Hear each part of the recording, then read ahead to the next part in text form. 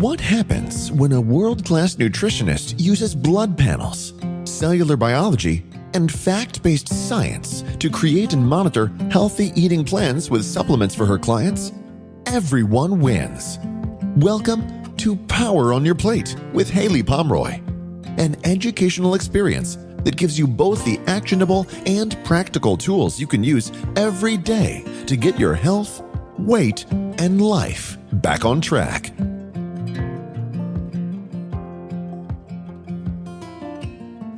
Okay, guys, so I got a very interesting phone call that led to me flying to Washington, D.C. to interview my next incredible podcast host. Let's put it this way. The Washington Post said that we should all meet the most important federal official you probably don't know. The man who holds the fate of the coronavirus vaccine in his hands. That's right. I got a phone call. I was here in my living room, and they asked me to fly to Washington, D.C. to interview the Dr. Peter Marks. A lot of you may have heard of him lately because he's been very involved in FDA approval of the vaccine. He was the guy that held back the J&J vaccine until we were sure that there was some more testing on it. But Dr. Marks has quite an eclectic background, and we actually found out that we had a lot of things in common in this interview, and I know you're going to love it. Let me tell you a little bit about Dr. Marks. He received his, I always say, his first medical degree at NYU. He then went on to work in internal medicine and residency in the hematology and medical oncology field. And you guys know I talk about that field a lot when I'm talking about autoimmune disorders, and specifically ITP. My hematological oncologist is one of my dear friends, studying what happens in the body, in the immune system, with the blood and the blood cells. That's why this was a very interesting conversation. He is now the head of what's called CBRER. So it's the part of the FDA that regulates anything biologic. So cell therapy, transplant therapy. You know, I talked to you guys a lot about different cell therapies, things like stem cells, natural killer cells, PRP.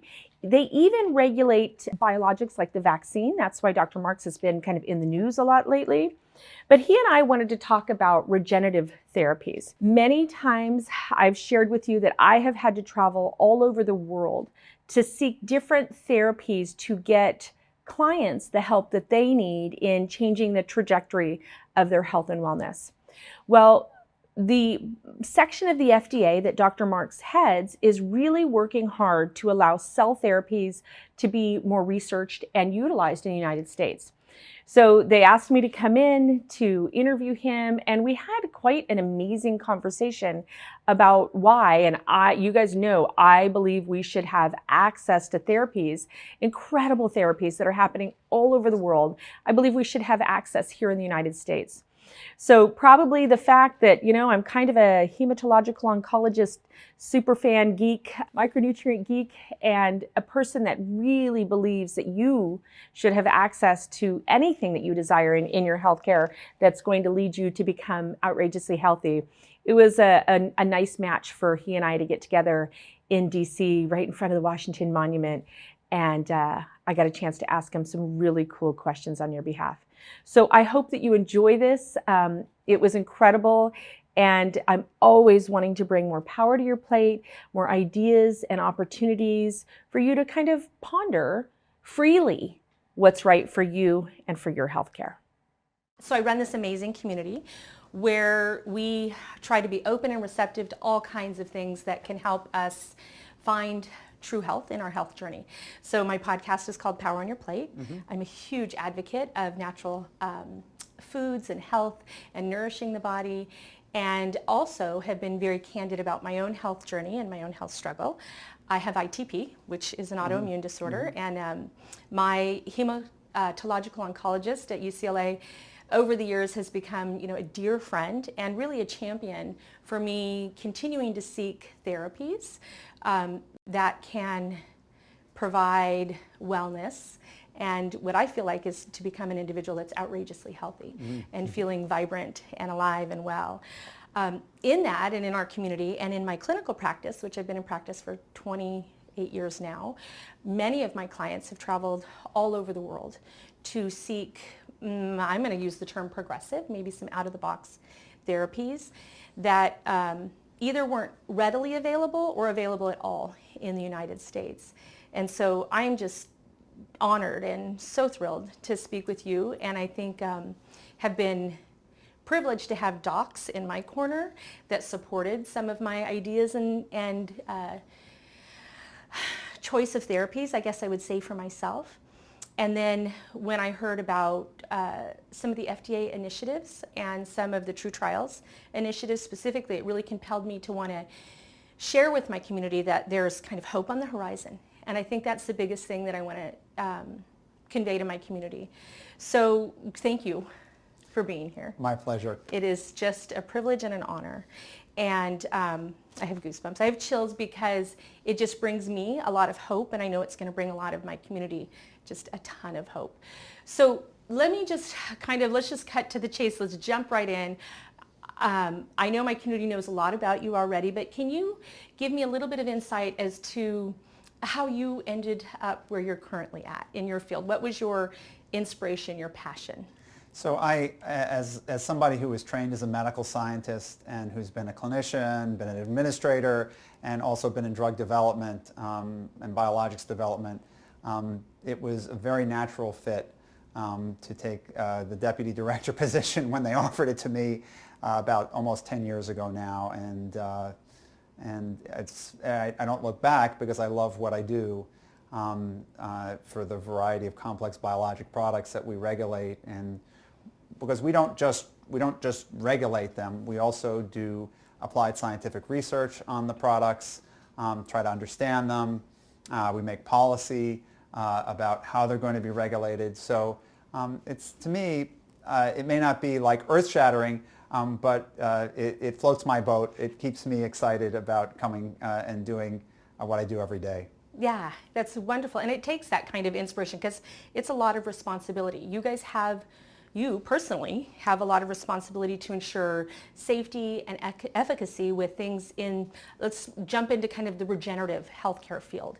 And in your particular role, you are really the steward for safety for us as patients. Would you say that's correct? Safety, that's correct. We are probably at the top of the list. It's safety, and we'd also like to make sure that things have efficacy, and they need to be made with appropriate quality. So safety, efficacy, quality are essentially our mottos.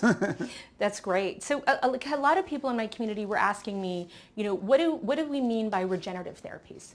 And how does the FDA play a role in that? As I shared with you about my own health journey, a lot of regenerative therapies, there's been a lot of terms that have been used in the past, even anti-aging therapies, things of that nature. A lot of regenerative therapies have only been really readily available outside of the United States. So how does the FDA view what would be considered a regenerative therapy? Yeah, first of all, the term regenerative therapies is really quite broad, and it includes everything ranging from it can be from drugs to biologics to cell therapies to some even consider gene therapies in that mix. Or cell-based gene therapy. So a lot of different things in that mix. I think most of us, when we're really focusing in on it now, at least the stuff that we care about the most are cell-based therapies and gene therapies and cell-based gene therapies. That's not to say that there aren't other things out there that are regenerative therapies, tissue-based therapies. There are some devices that are probably even regenerative, and some drugs. But for us, our center, we care about cells. We've heard a lot about stem cell therapies, and that would definitely fall is definitely into your purview. Yes, that's right. That's smack in the middle of it. Great. So when I was diagnosed with ITP, I did try traditional therapies quite aggressively. It just wasn't a phenomenal success for my body in particular, and I, again, was fortunate to have the team of docs that I do that are not only brilliant, but my biggest cheerleaders for me continuing to seek out therapies. I think one of the reasons why I wanted to speak to you specifically is because this FDA authorization of certain types of trials is, in my opinion, I'm getting up there in age, a long time coming. What was the precipice? Why did this start happening? Why is this starting to happen in the United States? Well, I think what we're starting to see is people are actually coming to us and wanting to do these trials. Right. I think for a while people were just playing with stem cells, hoping they were going to do things and using them as tools to get business perhaps. And now people are trying to understand what they actually really do and are they really bringing benefit. We don't gain anything by preventing people from getting therapies. For sure. We gain by seeing people get therapies that help them. And the only way you really figure out whether something is really helping people is by studying it in some type of a trial. It doesn't have to be a randomized placebo-controlled trial, but by studying it using some type of scientific method, that's how you figure out whether it works or not. And that's what we want to see with stem cells is somebody studying something that's a defined thing and then seeing whether at the end of the day people get better or they don't. Right. Someone could look at mesenchymal stem cells administered by blood make ITP better. Does it work immunosuppressive? Is it an appropriate immunosuppressive treatment? And there you have something that's really easy to measure. You can see the platelet count. Does it go back up? Yes. Right? So that's an easy example of you can do a rigorous trial and say, okay, we're going to give the stem cells on day 1, and 15 days later, 30 days later, we're going to see what happened to the platelet count versus where it was at baseline. And then if it's gone up, well, if it does that in multiple people, well, maybe the stem cells are doing something, right? If it doesn't, well,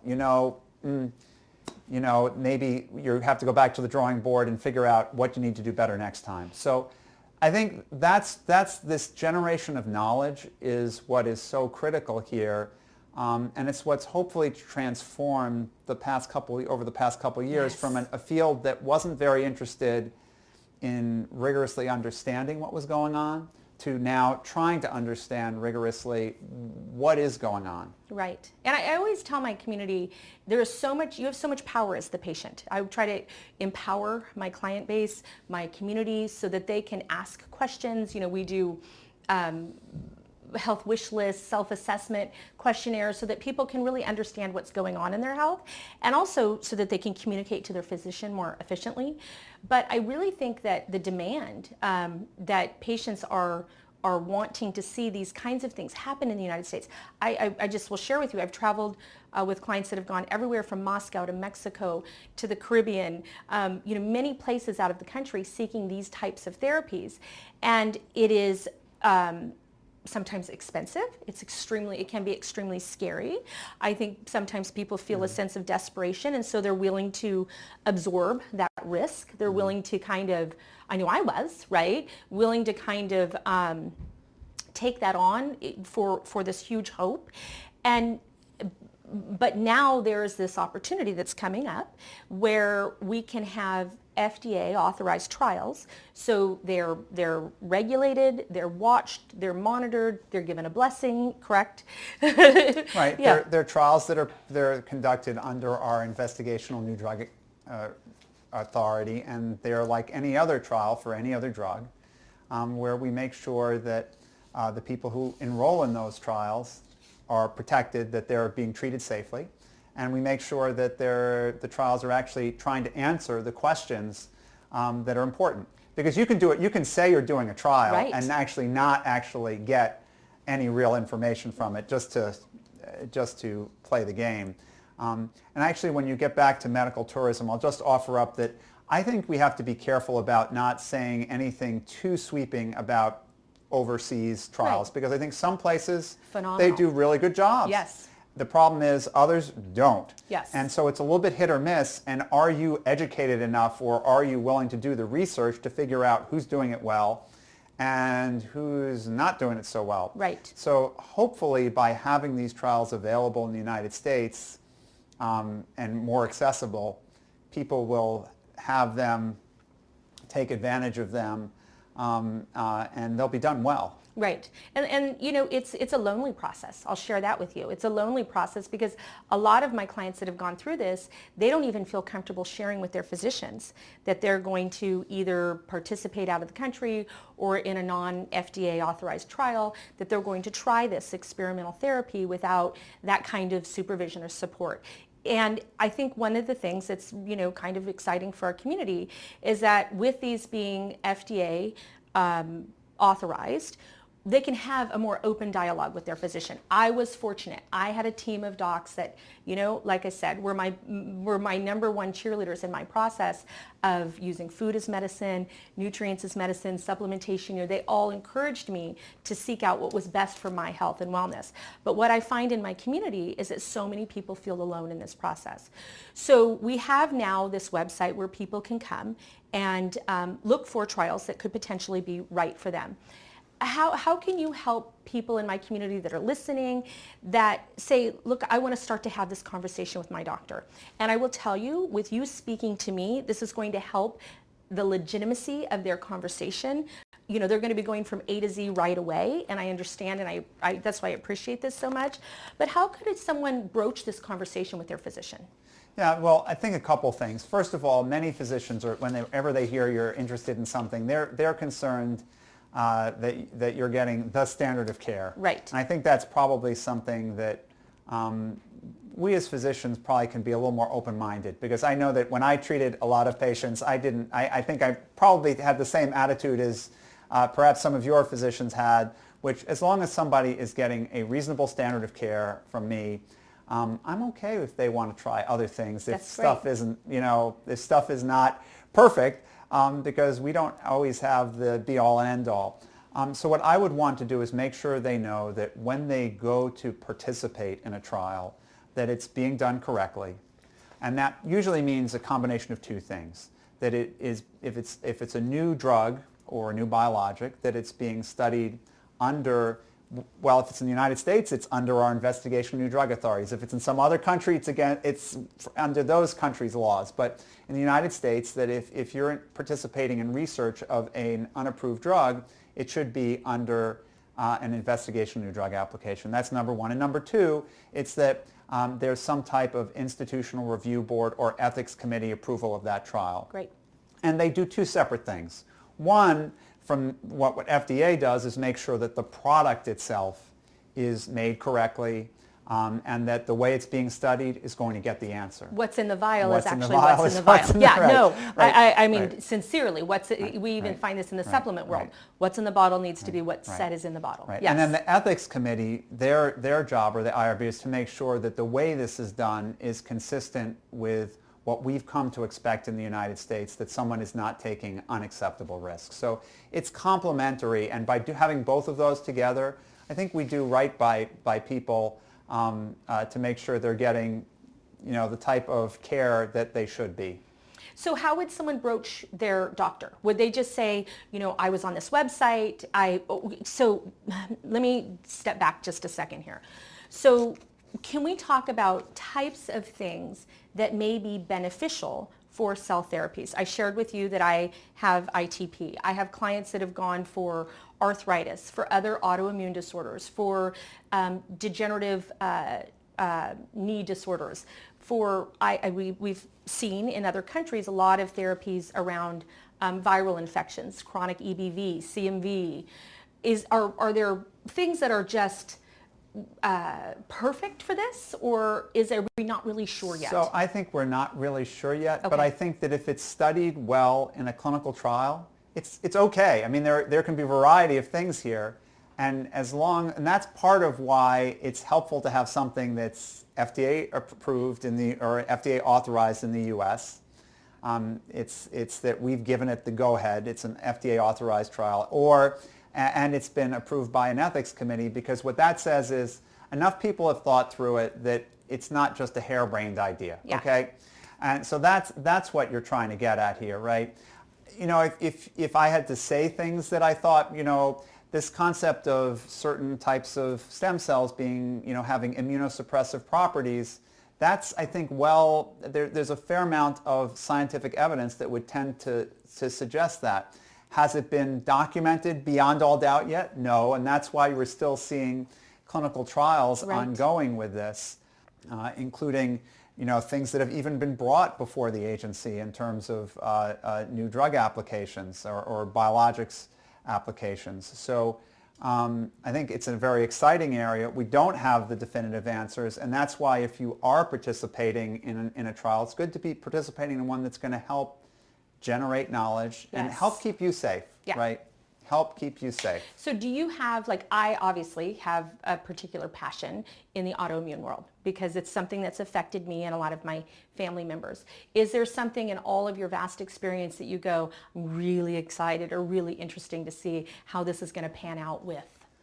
Yeah, no, I think the whole area is really exciting. I'm very excited to see what will happen with the immunosuppressive properties, perhaps, of some of the stem cell products, even some of the subcellular products that we're seeing used, whether exosomes or cell fragments may have some immunosuppressive properties. We don't know yet, and it'll be really interesting to find out. Some of this is a matter of having them studied well, having them studied in a given condition, and having people have the courage to study them in conditions where they'll get an answer. Because one of the problems here is that a little bit of what goes on in regenerative medicine is a little bit like what goes on sometimes in British law. British lawyers never ask your client, are you guilty? Because you don't want to find out, right? So sometimes people don't seem to want to get an answer because you see, there are some diseases that are, or disease entities that are perfect for getting an answer to this, right? ITP is a pretty great one, right? It is, thank you. You don't have to do biopsies, No, you don't. you just have to take blood samples, right? Yes. Very nice. You can get, I have beautiful platelets, by the way. Thank you for asking. Big ones, I'm sure. sure. My MPV is a little large, yes. We're going to geek out about hematology here. This is my version of heaven. Right, exactly. Right. Those young platelets are a little big and juicy. Yes, right, exactly. No, but that's part of what is really going on here. So I think honestly, the field needs to have the courage to fail. Yes. Because drug development. I got my start when I worked in industry. One of the things I did besides doing early phase development was they realized that I actually could not insult sponsors. And so used to take me, the business people used to take me to do on business deals and licensing visits. And what I got to see was a lot of different things, but also realized that about 1 in 20 things that get into phase 1, they make it through the process. So a lot of stuff has to fail. And so the stuff we're seeing failing in regenerative medicine, no one should feel like that's it shouldn't be viewed as a catastrophe. It's just nature taking its course here. And it's the courage to try. Yes. I mean, that's what I'm really appreciating in a lot of the people that I'm seeing involved in this. There's definitely, to your point, there's people that are maybe way far out there, but maybe those people have been, forging the path for people to have reasonable and science-based research around some of these therapies that are very, very exciting to see. So I have this massive community, and we do this thing, we call it a Dear Dr. Sanders letter. There was a physician that we worked with in Ohio that we were having a difficult time getting care for one of our clients. And every time they'd walk in, this appointment would be super short, and they couldn't articulate what they needed, and it just was kind of a miss all the way around. And she was going to fire the doctor and change her practice. We really felt like she was in a really good place, and so we helped her formulate this letter. It's called, like I said, it's a Dear Dr. Sanders letter. Our whole community uses it. And what we do is we have people fill it out, and it says, this is what's going on with me, this is what I'm dealing with, and this is what I'm hoping for in my health and wellness. And they print it out and they give it to the doctor before the visit. We always have them send it ahead. And it really helps people effectively communicate their vision for their health. So if I were to give my community some instruction on how to fill out their Dear Dr. Sanders letter, so we're going to go there. And they're saying, look, I'm dealing with ITP or lupus or Crohn's or rheumatoid arthritis, and I want to broach the subject with my doctor, and I don't want them to think that I've got this harebrained idea. I want them to take me seriously, and I want them to take these trials that I found on this website seriously. How could we distill this down onto our worksheet, and how could we communicate that effectively? Because there's a huge divide between trials that are there, that are good trials, and people actually getting access to them. So how could we communicate that? Yeah, I'm going to step back. I'm going to give you a long answer. I love a it. longer answer. So first of all, I think it's the Dear Doctor letter should probably say, so doctor, how do you think I'm doing in the scheme of things? Because part of this is it's understanding, I think sometimes patients can be doing really well and they sometimes don't understand how well they're doing. For instance, patients with ITP with a platelet count of 75,000, that's to die for. That's great. For some of us. Not us perfectionists. Not for the perfectionist. Not for the perfectionist. I said outrageously healthy. Not for the perfectionist, but for those of us Yes. who have had to struggle with Yes. patients who can't get a platelet count above 15,000. Understand. That is just stellar, right? So I wouldn't call it perfect, but I would say not bad, right? Could you be better? Yes. But that helps you understand, are you doing okay, really good, really not so good? That makes me at least help a patient understand what they might be willing to take the risk for. And it helps me, I think, have that conversation, because if I haven't been able to use my therapies to help someone's platelet count, let's use that as the example, stay at a reasonable level that will make sure that they don't have a bad bleed. And for those who might be listening who don't, platelet counts are these numbers, but usually once platelet counts in people with ITP get much below 30,000, once they get to 15,000, we start to lay awake at night as doctors and get worried. Yes. Even though usually nothing bad happens, but we worry. But there's also a lot, I just because I know my community's listening to this, there's so many symptoms, and I can just share with you, associated with maybe even if you fit into that paradigm of your labs being okay or acceptable or not scary, right? There's so many things that lie in between there. And the patient 24/7 lives with that whether it's a symptom profile or a less than profile. And I you can tell I'm always no, because you're right. Well, because some people with ITP have lupus or they have other autoimmune diseases that they're driving it. But what they need to do is, so where does your disease lie on the scheme of things? Right. And I think the question is, if I were to use one of these therapies, how would it really interfere with what you're doing? Because that's oftentimes like a key question, because if the answer to that is no, then why shouldn't I try it? Yes. Right? So I'm going to just distill that down. I always say how do you consume an elephant one bite at a time? I'm going to take a little bite right here and see if I can distill this down. If an individual is, let's say, on a therapy like prednisone or an anti-rejection drug like Imurin or Cellcept or something of that nature, and collectively people felt that a regenerative or stem cell therapy, a mesenchymal stem cell therapy, would not interfere with that particular medicine protocol. If I'm hearing you correctly, we're thinking that this would be how we would broach it with a physician. I had a client come in one time and say, I'm done taking my medication, put them on the desk, help me find or navigate. I don't care where we go in the world. I don't want to take this anymore. I want health and wellness. I said, hold on, breathing's important. Your platelet levels are important. This is a process. So what I really want to bridge for our community is that there's not a one or the other, that it can be complementary. Right. And regenerative means to create new, bring on the new, create the new, regenerate something that has gone awry. Like you said, regulate the inflammatory and immune system in that situation. So how can a person say, hey doc, I've been on this website, I see that there's this trial at University of Florida or Mayo Clinic, and I'd like to broach this conversation. Yeah, so I think that's and they can come with the trial. There'll be inclusion and exclusion criteria, and that's the whole point of the trials, because the trials will say, hey, it's okay, the person's on prednisone, no problem, you can stay on your current dose of prednisone, because the idea, that's the beautiful thing, if it's working, they should be able to taper the prednisone, right? So that's the idea here, that if that's the whole point of clinical trials that are written It's a Yes. protocol that's done the same way. So the idea would be that, okay, if the platelet count seems to be going up, you can taper down the prednisone. Would that be in like the IND? Would that be in the paperwork? That would be it would be, well, it's filed to the IND, but Okay. it's the clinical trial itself Okay. that that the physician's following, and that clinical trial, which says, well, someone will write, you can decrease the prednisone as you move along if the platelet count comes up. In fact, that's how some of the therapies, if you think about the platelet raising therapies like eltrombopag, those let people stay on. I mean, you couldn't take people off of but it was, could you reduce the steroid treatments? Yes.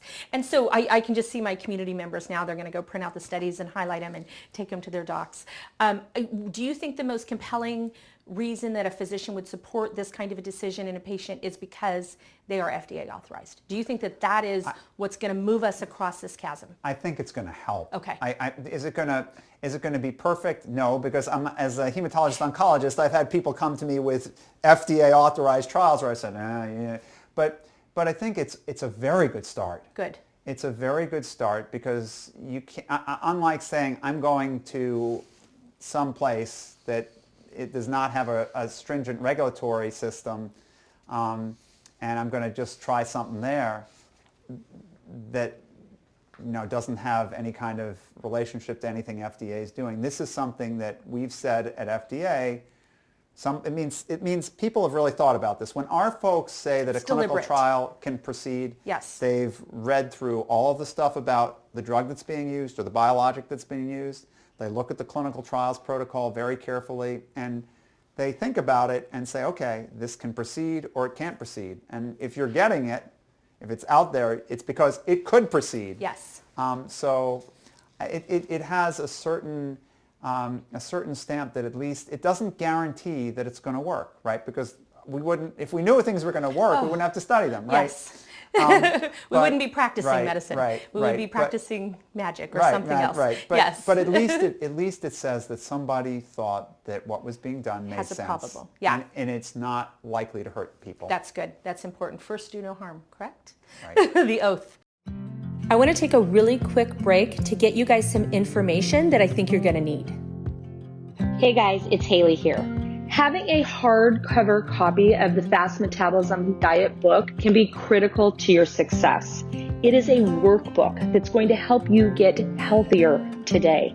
If you don't have a book or you want to give one to a friend or one of your doctors, just go to HayliePomroy.com/free book and I'll give you a book. This is what you're going to need to get to the next level. It was brought to my attention, actually some colleagues of mine are participating in this website called True Trials. And I think what was fascinating to me about it is it felt like a safe meeting place for physicians that are passionate about regenerative therapies and progressive, maybe even sometimes out-of-the-box medicine, and patients that are looking to participate in some of these FDA-authorized trials. How do you view this particular website and what service do you think it can provide? Yeah, so we talked a little bit before about the kind of hit or miss nature about what happens if you go overseas to get a trial that actually is well done and done properly in terms of both the scientific aspects and the ethical aspects. And I think that this concept of that's being done on this website is this concept that you have all of what you need, the hit or miss, is taken out of it, right? Because it doesn't say that the trial is going to work necessarily, but it does say that the trial has been authorized by FDA, and it does say that an ethics committee or institutional review board has done what it's supposed to do. So it takes at least that hit or miss nature out of it, so you can at least rest assured that like those key things are taken care of. So it's kind of this meeting ground, this coming together of people that have these progressive passions and ideas in medicine and patients that are in need. I have to ask, in our community we were having a deep conversation about this, and I'm not necessarily asking you to predict other people's thoughts, but do you have some insight in your position as to why we don't see physicians recommending or referring out a lot for trials, even specifically in the regenerative therapy world, but in trials in general. Yeah, I mean, this is just a mindset that we've had in the United States. It's just, in a lot of cases, I think it's about the fact that we as physicians take a lot of ownership of our patients, which is a good thing. But it also means that sometimes we don't let go when it's in the best interest of patients for trials. And so I think it takes a certain amount of maturity and courage as a physician to say, okay, I've gotten you as far as I can, but you know, it's okay. You can try something else, and I'll support you through it. Yeah, and that's a very amazing way to look at it. In my case in particular, you know, my docs are my partners in my process of being well and getting healthy. And you know, I'd love to say it's by luck, but I've really sought out individuals that, you know, had the same vision for me as I had for myself. And in this case, would it be a good idea for physicians to participate in true trials? Physicians that are doing FDA authorized trials, should they put their research here and their information here? Yeah, well, I would say that this type of a system is very, very helpful for patients. I mean, what it does is it helps right now, clinicaltrials.gov. It's great, right? But it's got this large listing of trials, but we're not able to police it at FDA to make sure that those trials, every trial that's in there, you don't know whether it has an appropriate IND in place. Great. Some of them you don't even know if it has had the right IRB or ethics committee review.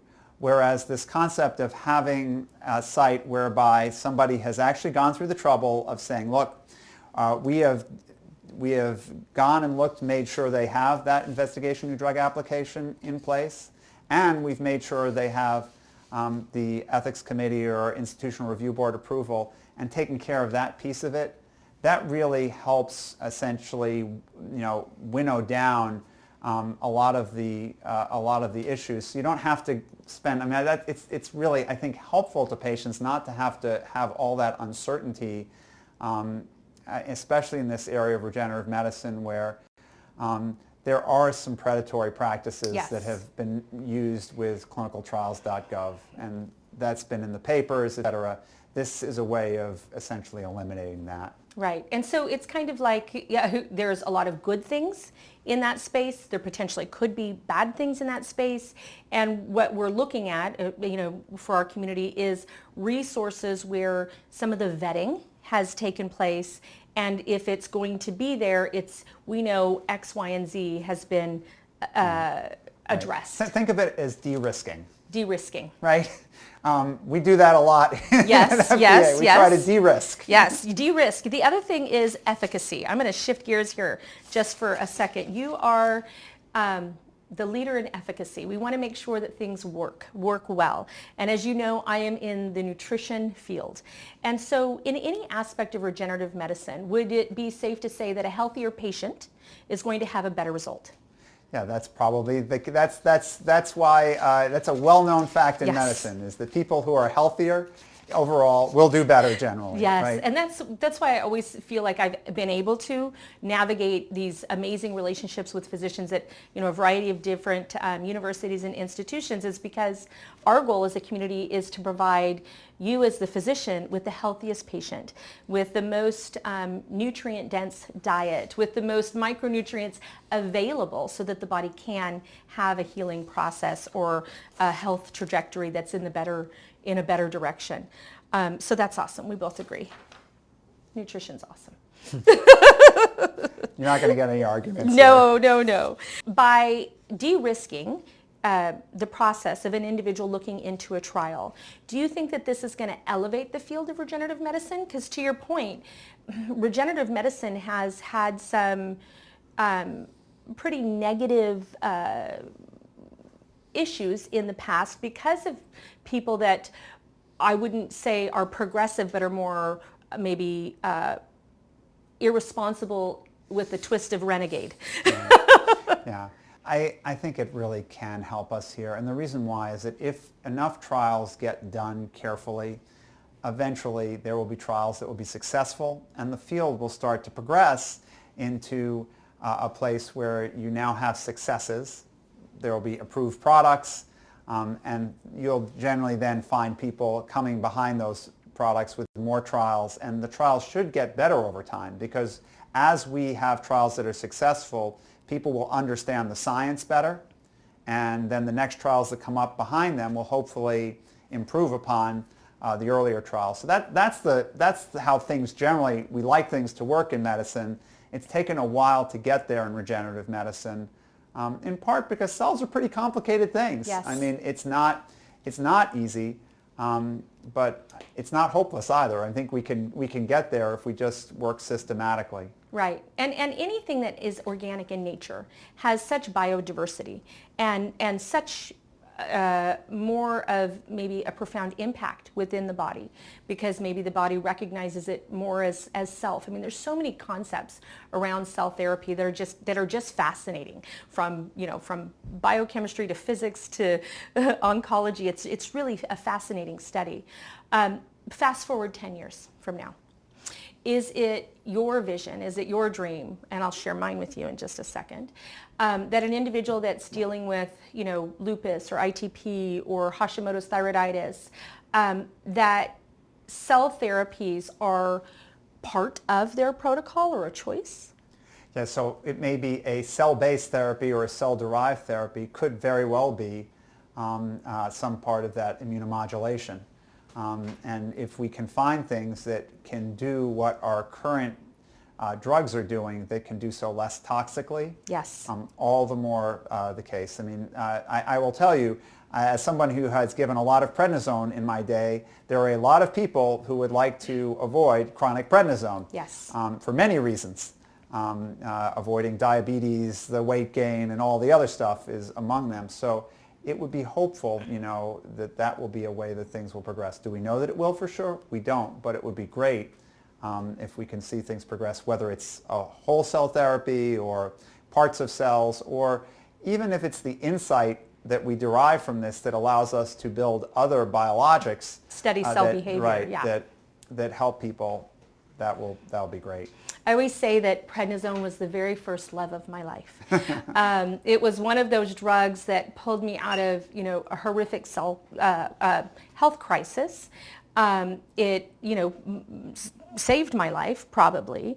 It also took me to the brink of, kidney failure, and I had a really negative response to it, unfortunately.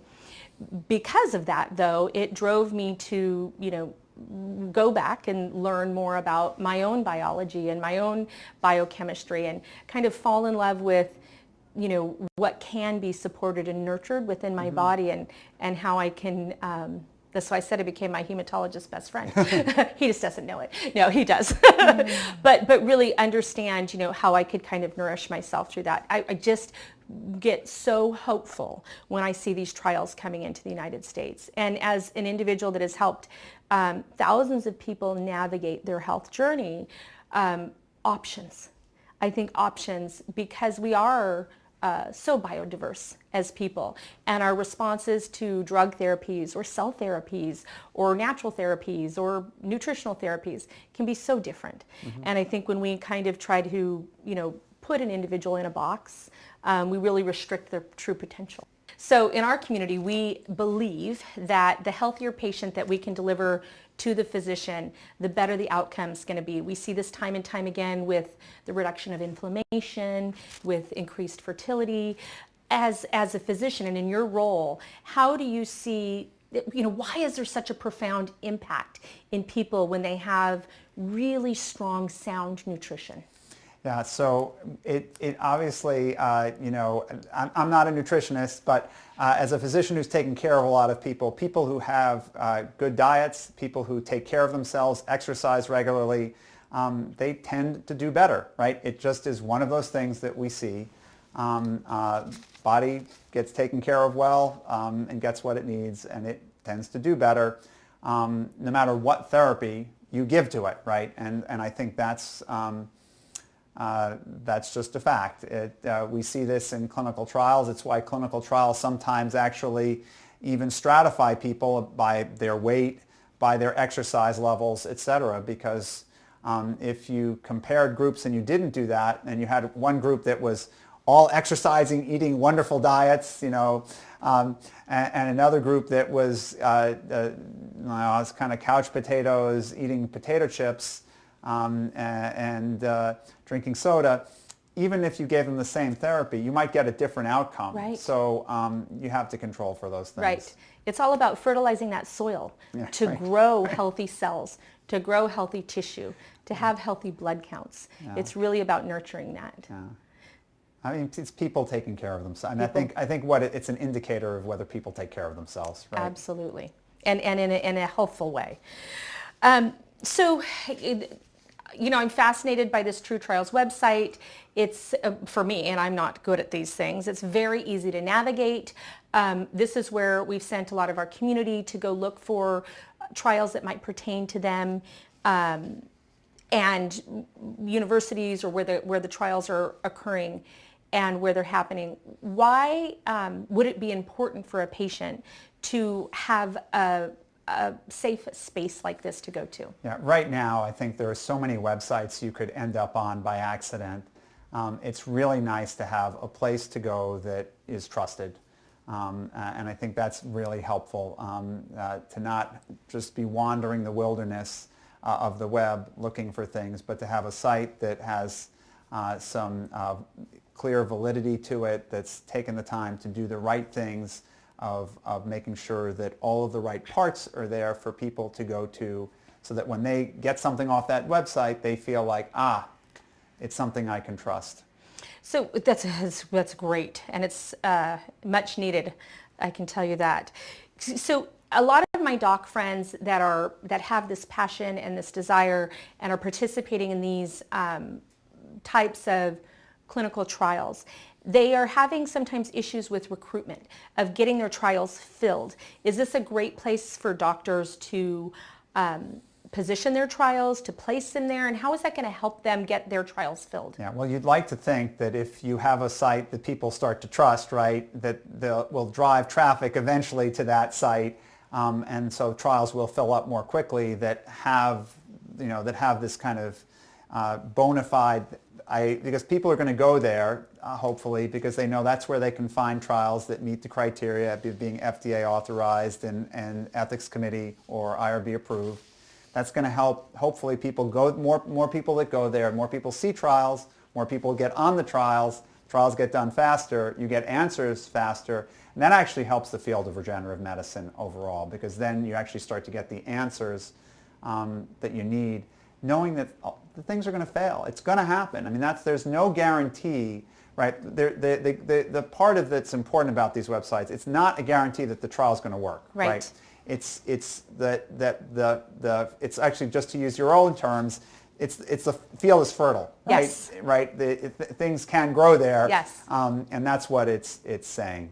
Yes, and I think too that it allows for people to know that they have an option in the United States. I mean, it like I said, it can be lonely going out of the country. It can be extraordinarily expensive going out of the country.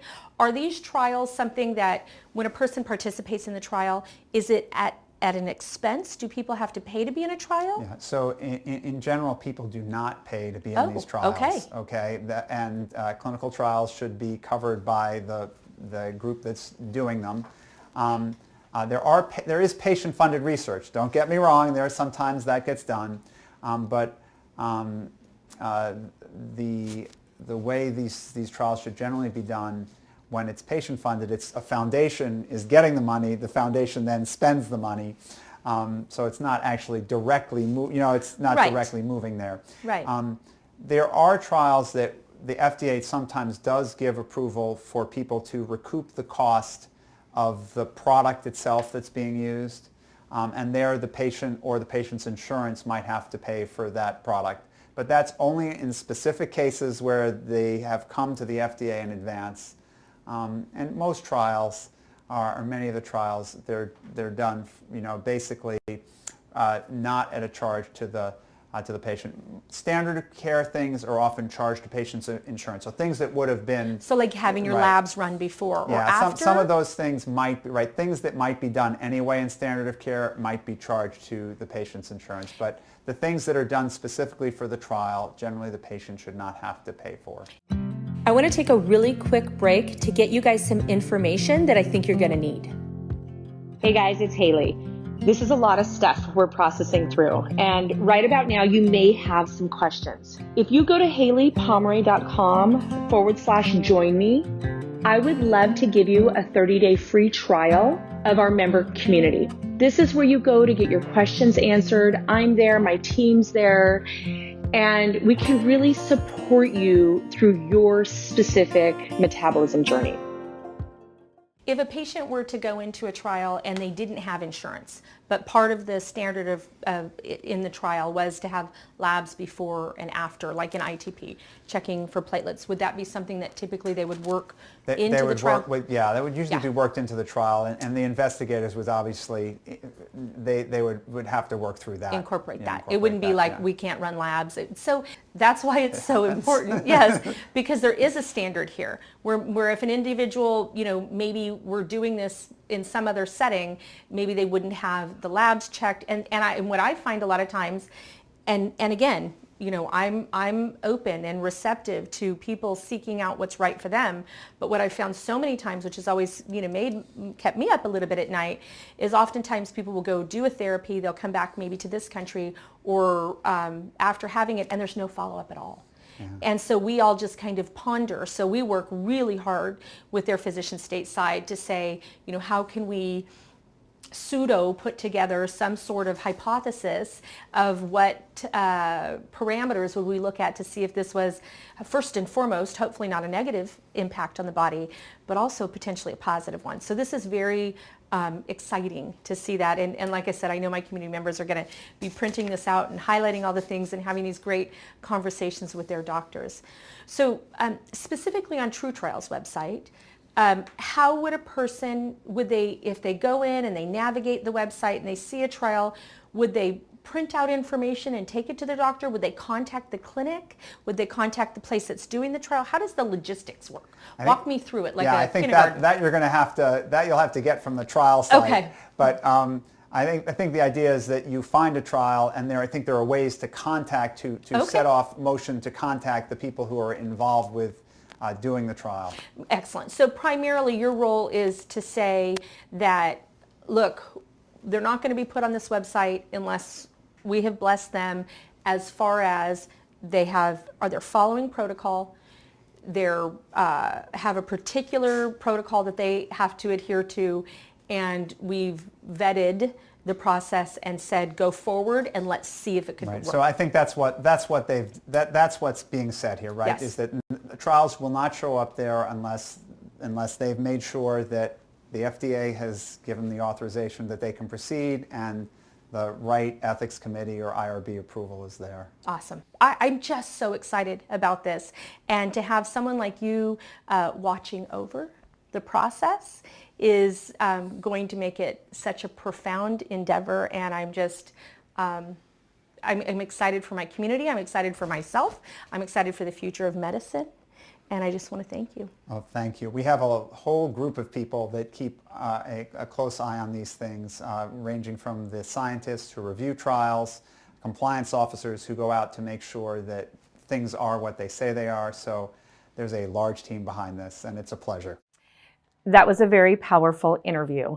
And Dr. Marks has been probably at some of my favorite hospitals, NYU, Yale, Brigham and Women's Hospital. And so our paths have crossed many times in different research projects that I've been looking at for clients, studies that I've been trying to engage or interject my clients with. But kind of some of the takeaways for me with getting to talk to him is that it's nice to see that you can partner with a physician. And obviously we didn't always agree on everything. We have different perspectives maybe in the level of health. Like I had said in the interview, I want to be outrageously healthy.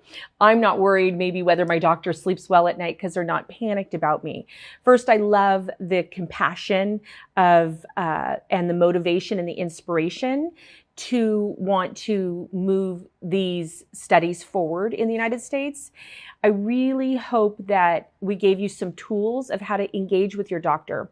Whether it's a study for cell therapy, whether you want labs run that are important to you, that's why we do the request for care with you, so that you can communicate effectively with your doctor and how to get the help and the support that you need. All of the theories and philosophies about maybe doing some sort of regenerative cell therapy can be applied to you just getting your cholesterol tested regularly if you're on cholesterol medication, to you getting hormone panels run if you just don't feel good, to you advocating for yourself if you think that there's a thyroid issue and you want something besides your TSH run, you want a holistic approach. So I'm always trying to bring new and innovative ideas to the table. And whether this is something that resonates with you fully and you want to run out and partner with a couple different docs and see if you can jump into a trial or a study, or this isn't something that fits you, I want you to take the philosophy of you having power not only on your plate, but in your choice with healthcare. So make sure that you're partnering with doctors that support your vision of your health and wellness. Make sure that you're communicating effectively and that communication is well received by the person that you've chose to partner with. I'm a huge advocate of being able to have access to whole foods, to organic foods, to nutrients, to the world's best supplements, all of the things that we want to provide you as our community. But I'm also a big proponent of pushing the limits a little bit when people think that maybe what you envision for your health and wellness, what I envisioned for my health and wellness, isn't possible. I'm just challenging you to push those limits and be encouraged to know that I'm out there fighting for new pathways for you. And I'm out there doing that because I know that you're with me on this journey. So I hope you enjoyed this, and don't forget to put power on your plate and choice in your healthcare, and keep an open mind because there's amazing things coming for you.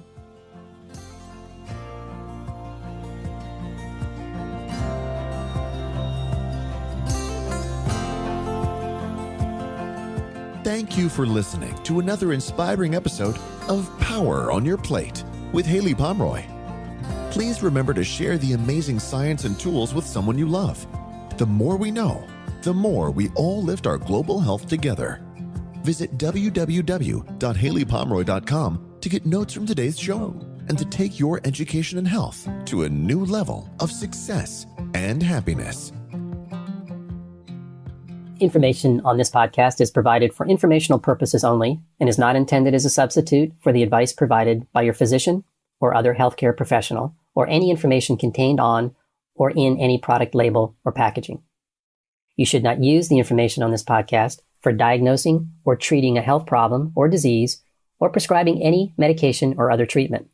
You should always speak with your physician or other healthcare professional before taking any medication or nutritional, herbal, or homeopathic supplement, or adopting any treatment for a health problem.